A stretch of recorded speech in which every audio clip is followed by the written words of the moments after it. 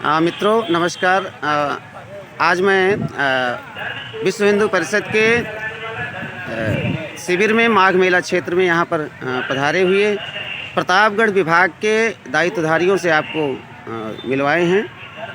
ये हमारे प्रतापगढ़ विभाग के सभी दायित्वधारी यहाँ पर बैठे हुए हैं और हमारे बीच में प्रतापगढ़ विभाग के बजरंग दल के संयोजक विभाग संयोजक श्री नवीन पाल जी हमारे बीच में मौजूद हैं।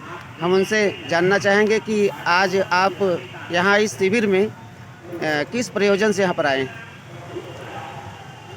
सबसे पहले तीर्थराज प्रयाग संगम में आप सभी का हार्दिक स्वागत अभिनंदन है। ये प्रयागराज में मेला लगा हुआ है, माघ मेला के नाम से जाना जाता है। शिविर में अपनी बैठक है, बैठक के निमित्त आए हैं और कल गंगा स्नान भी है, उसके भी निमित्त आए हैं।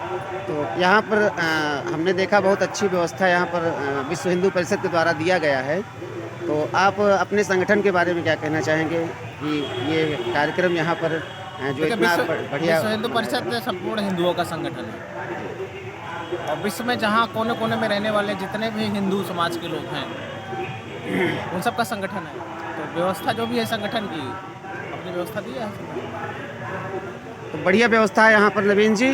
और हम जानना चाहेंगे आपसे जो अभी इन दिनों श्री रामचरितमानस पर कुछ चर्चाएं हो रही हैं, कुछ आपत्तिजनक टिप्पणियां भी की गई हैं। जैसे एक बिहार के शिक्षा मंत्री थे और ये अपने स्वामी प्रसाद मौर्य जी हैं समाजवादी पार्टी के, इन्होंने भी कुछ जो है आपत्तिजनक टिप्पणियां की हैं।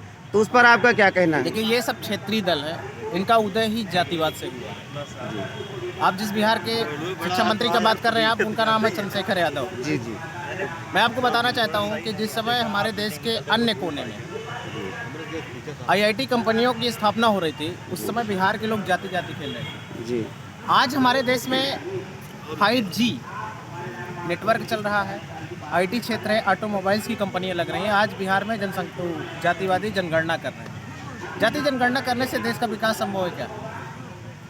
आखिर बिहार वालों को सोचना चाहिए कि बिहार इतना पिछड़ा क्यों? जी बिल्कुल। उन्हीं से सटा हुआ राज्य है झारखंड, उन्हीं से सटा हुआ है उत्तर प्रदेश, हर जगह उन्हीं से अगल बगल के जितने राज्य हैं सब विकास करते चले जा रहे हैं। उनका ही राज्य आखिर क्यों? ऐसे लोगों को मुख्यमंत्री बनाएंगे, ऐसे लोगों को शिक्षा मंत्री बनाएंगे, देश का विकास, उनके राज्य का विकास नहीं होगा। रही बात रामचरितमानस की, तो उसमें लिखा कुछ और है, समझ कुछ और आ रहे हैं। भाई अलंकार को की आपको जानकारी नहीं है तो आप पढ़िए, शिक्षा लीजिए। हिंदी की जानकारी उनको कम है आप लगता जानकारी लीजिए। वैसे भी रामचरितमानस अवधी भाषा में लिखा गया है। अवधी भाषा की अपनी एक अलग पहचान है, एक अलग अर्थ है। तो हर भाषा में अलग अलग अर्थ होता है। जैसे आप इंग्लिश में ले लीजिए जी। हिंदी में क्या है? मामी, चाची, बुआ, 3 शब्द है। इंग्लिश में आंटी, तीनों शब्दों को एक ही शब्द में पिरो दिया गया है। तो सबका अलग अलग भाषाएं हैं, भाषाओं का अलग ज्ञान होता है। संस्कृत में कुछ अलग अर्थ होता है, हिंदी में कुछ अलग अर्थ होता है। तो रही बात स्वामी प्रसाद मौर्य की, तो ये चुनाव हार गए हैं, इनकी मानसिक स्थिति हो गई है खराब। पहले ये मायावती के साथ थे, तो ये मायावती को कहते थे कि बहन जी ही सब कुछ हैं, अवतारी हैं, सब हैं। आज ये फिर उसके बाद भारतीय जनता पार्टी में आए तो सबसे बड़ा तिलक लगा के चलते थे, बहुत बड़े हिंदुवादी बन गए। फिर उसके बाद ये चले गए सपा में। अब अखिलेश क्या करे? अखिलेश भी परेशान है। पिताजी के दम पर आए, वो कुर्सी पाए, पिताजी तो उनके है नहीं है। तो अब उनका भी जो है, उनका भी इस समय स्थान बरकरार नहीं है। वो एक पारिवारिक पार्टी है, इसी तरीके से अपना गठजोड़ करके किसी प्रकार से, अभी तक इनका यादव मुस्लिम गठजोड़ था, उसमें ये सफल नहीं हुए।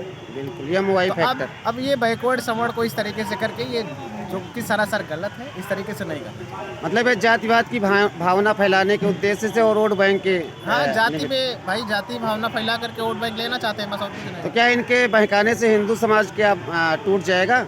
हिंदू समाज किसी के बहकाने से कभी टूटा ही नहीं, तो ये क्या कर लेंगे भाई? इनके बहकाने से कुछ नहीं टूटेगा।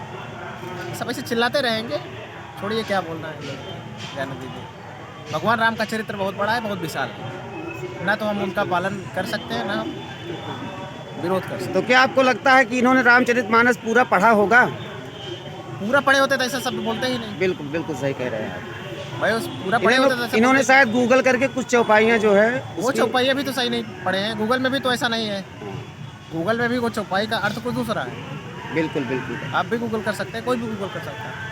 तो कहने का तात्पर्य है मित्रों कि स्वामी प्रसाद मौर्य जी ने जो श्री रामचरितमानस पर जो आपत्तिजनक बयान दिया था, उसका सिर्फ एकमात्र उद्देश्य केवल इतना है कि वो हिंदुओं को तोड़ करके और देश में जातिवाद की भावना को फैला करके वोट हासिल करना चाहते हैं। और ये उन्होंने स्वयं नहीं किया है, हमें लगता है कि अखिलेश यादव जी का इशारा हुआ है, तभी उन्होंने ऐसा बोला है। ऐसा विश्व हिंदू परिषद का मानना है कि हिंदू समाज इन जैसे तुच्छ मानसिकता वाले नेताओं से हिंदू समाज टूटने वाला नहीं है।